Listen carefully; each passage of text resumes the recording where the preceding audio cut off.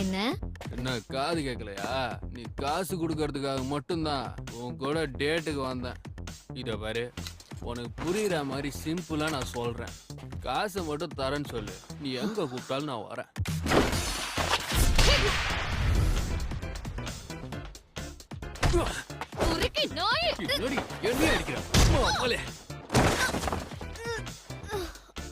உனக்கெல்லாம் அவ்வளவு சீனே இல்ல, புரியுதா? நொடி பாக்குற காசு கேட்டா அவ்வளவு துள்றா. முதல்ல நீ ஒரு கேர்ள் ஃபிரெண்டா? எப்ப பார்த்தாலும் மூஞ்ச உருன்னு வச்சுக்கிட்டு இருக்க. இங்க இருந்து மூட்டு கிளம்பு. எருமை, பொன்னி, கழுத, காட்டெருமை.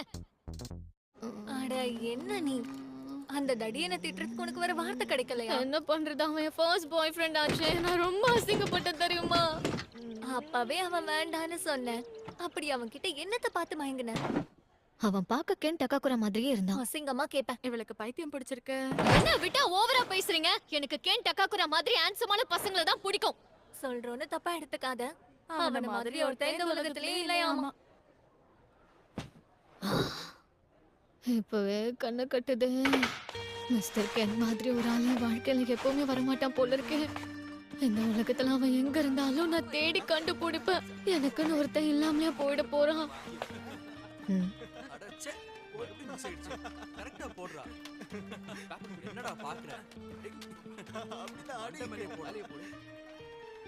இதுல மேக்னெட் வச்சு அடிப்போமா? அவன் மண்டை உடைய போது பாரு.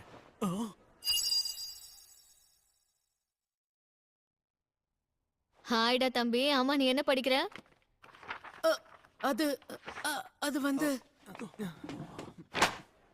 இதுக்கு நான் அடிக்காம என்ன பண்ணுவாங்க? என்ன சுத்தி எல்லாரும் முட்டாளுங்களாவே இருக்காங்களே.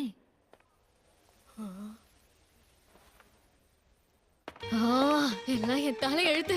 எனக்கு வர கோவத்துக்கு யாராவது மாட்டினாங்கன்னா மண்டையை உடைச்சிருவேன். மிஸ் மோமோ அயாசே, உங்க மனசுல என்ன இருக்குன்னு எனக்கு தெரியும். எது? உங்க மனசுல என்ன இருக்குன்னு எனக்கு தெரியும்.